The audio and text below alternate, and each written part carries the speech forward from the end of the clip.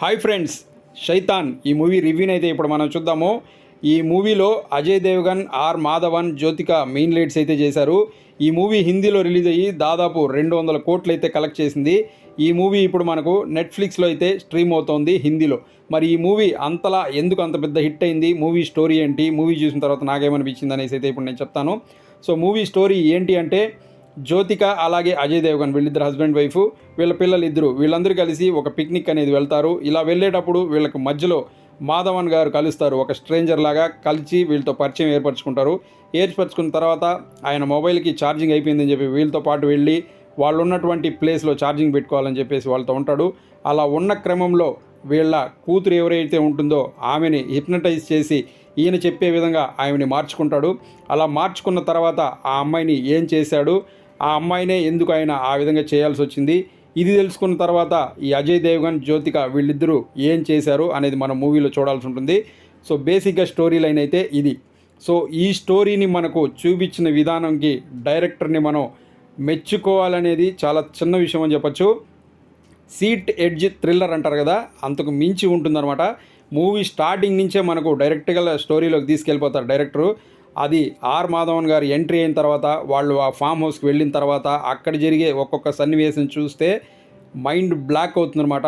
ఇందులోనూ మనకు ఆ వచ్చే సీన్, ప్రతి సీన్కి అక్కడ వాళ్ళు ఇచ్చే ఆ యొక్క ఎక్స్ప్రెషన్స్కి, వాళ్ళు చేసే ఆ పర్ఫార్మెన్స్కి మనకు మైండ్ బ్లో అవుతుందన్నమాట. ఆ విధంగా ఉంటుంది.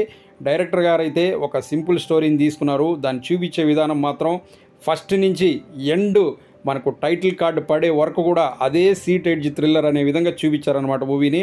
లాస్ట్ ఎండ్ కార్డు కూడా మనకు అంత ఇంట్రెస్టింగ్గా ఉంటుంది. ఆ విధంగా అయితే ఉంటుందన్నమాట మూవీ. సో డైరెక్టర్ గారు ఒక స్టోరీని ఎలా అయితే చూపించాలి అని అనుకున్నారో అలానే మనకు చాలా గ్రిప్పింగ్గా, చాలా స్పీడ్గా, చాలా రేసీగా, ఎక్సలెంట్గా చూపించారని చెప్పొచ్చు. డైరెక్టర్ గారు మాత్రం 100% పాస్ అయ్యారని చెప్పొచ్చు. యాక్చువల్గా ఇది ఒక డబ్బింగ్ సినిమా అనమాట. దీన్ని వచ్చేసి డబ్ చేసి తీశారు హిందీలో. అయినా కూడా మనకు ఎక్కడ ఒరిజినాలిటీ మిస్ అవ్వకుండా చూపించగలిగారు అనమాట. సూపర్గా చేశారు డైరెక్షను. ఆయన వరకు ఎక్సలెంట్. నెక్స్ట్ మనం మాట్లాడాల్సింది ఇందులో ఉన్నటువంటి యాక్ట్రస్, వీళ్ళ పర్ఫార్మెన్స్ గురించి మనం ఖచ్చితంగా మాట్లాడాలి. సో అజయ్ దేవగన్ గారు, జ్యోతిక గారు వీళ్ళిద్దరూ పేరెంట్స్ క్యారెక్టర్ చేశారు. ఆ క్యారెక్టర్కి వాళ్ళు ఏదైతే చేయాలో అది యాప్ట్ కరెక్ట్గా చేశారని చెప్పొచ్చు. నిజంగానే వాళ్ళ పిల్లలకి ఏదైనా ప్రాబ్లం జరిగితే ఆ పేరెంట్స్ ఎలా రియాక్ట్ అవుతారు, అలాగే వాళ్ళు ఎంతవరకు వెళ్తారన్న విధంగా చూపించారు. అది కరెక్ట్గా చేశారని చెప్పొచ్చు. నెక్స్ట్ మాట్లాడాల్సింది వీళ్ళ పాపగా చేసినటువంటి క్యారెక్టర్. ఆ క్యారెక్టర్ మాత్రం నెక్స్ట్ లెవెల్ పర్ఫార్మెన్స్ అని చెప్పొచ్చు. ఆ అమ్మాయి మనకు ఫస్ట్లో చూపించినప్పుడు చాలా కామ్గా, చాలా సింపుల్గా ఉంటుంది. వన్స్ ఆ అమ్మాయికి ఆ వశీకరణం అనేది అయిన తర్వాత ఆ అమ్మాయి యాక్టింగ్ ఉంటుంది, మామూలుగా ఉండదన్నమాట. ఈ యొక్క మాధవన్ గారు చెప్పే ఆ యొక్క పనులన్నీ చేసేటప్పుడు ఆ అమ్మాయి చూపించేటటువంటి ఆ యాక్టింగ్ ఉంటుంది, అది నెక్స్ట్ లెవెల్లో ఉంటుందన్నమాట. ఆ అమ్మాయి మాత్రం యాక్టింగ్ అదరగొట్టిందని చెప్పొచ్చు. సూపర్గా చేసిందని చెప్పొచ్చు. ఈ అమ్మాయి క్యారెక్టర్ అదిరిపోయింది.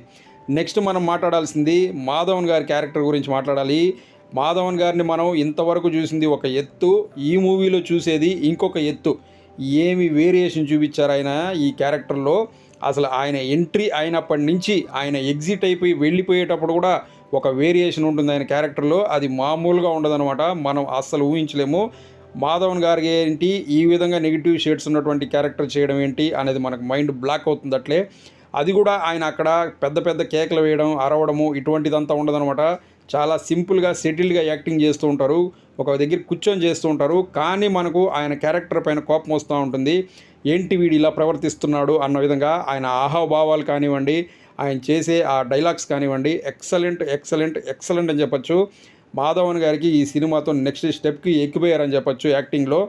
ఈయనకి ఎన్ని అవార్డులు ఉంటే అన్ని అవార్డులు కూడా వచ్చేస్తాయి నాకు తెలిసి. ఆ రేంజ్లో ఈయన యాక్టింగ్ మాత్రం ఎర్రగా తీశాడని చెప్పొచ్చు మాధవన్ గారు. నెక్స్ట్ టెక్నికల్ ఆస్పెక్ట్లో చూసుకున్నట్లయితే కెమెరా వర్క్ మాత్రం సూపర్గా ఉంది, అదిరిపోయింది మూవీకి. నెక్స్ట్ బ్యాక్గ్రౌండ్ స్కోర్ కూడా ఎక్సలెంట్గా ఉంది, అదిరిపోయింది, సూపర్గా ఉంది.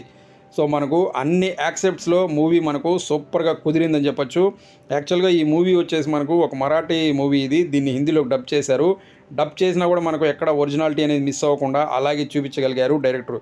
సో డైరెక్టర్ ఏదైతే ఒక మంచి సినిమాని చూపించాలి అనుకున్నారో, ఒక సీటెడ్జ్ థ్రిల్లర్ని, అది దాన్ని పర్ఫెక్ట్గా చూపించారు. దానికి తగ్గట్టుగా ఆర్టిస్టులు కూడా పర్ఫార్మెన్స్ చేశారు. ఇందువల్లే సినిమా సూపర్ డూపర్ హిట్ అయిందని చెప్పొచ్చు. మూవీ నాకైతే సూపర్గా నచ్చింది. ఈ మధ్య కాలంలో ఇంత వేరియేషన్స్ ఉన్నటువంటి మూవీని అయితే నేను చూడలేదు. చాలా బాగా నచ్చింది, మెయిన్గా ఆర్టిస్టుల పర్ఫార్మెన్స్ పరంగా. సో మూవీ ఫ్యామిలీతో కలిసి చూడండి, ఎక్కడ అభ్యంతరకర సన్నివేశాలు అయితే లేవు. నాకైతే నచ్చింది. 2 అవర్స్ రన్ టైం ఉంది మూవీ. మీరు కూడా చూడండి, మీకు కూడా నచ్చుతుంది. సో అది ఫ్రెండ్స్, చూసారు కదా ఈ మూవీ రివ్యూ. మీకు ఈ వీడియో నచ్చినట్లయితే లైక్ చేసి ఛానల్ సబ్స్క్రైబ్ చేసుకోండి. మరో మూవీ రివ్యూతో మీ ముందు మళ్ళీ వస్తాను. Thanks for watching this video. Thank you.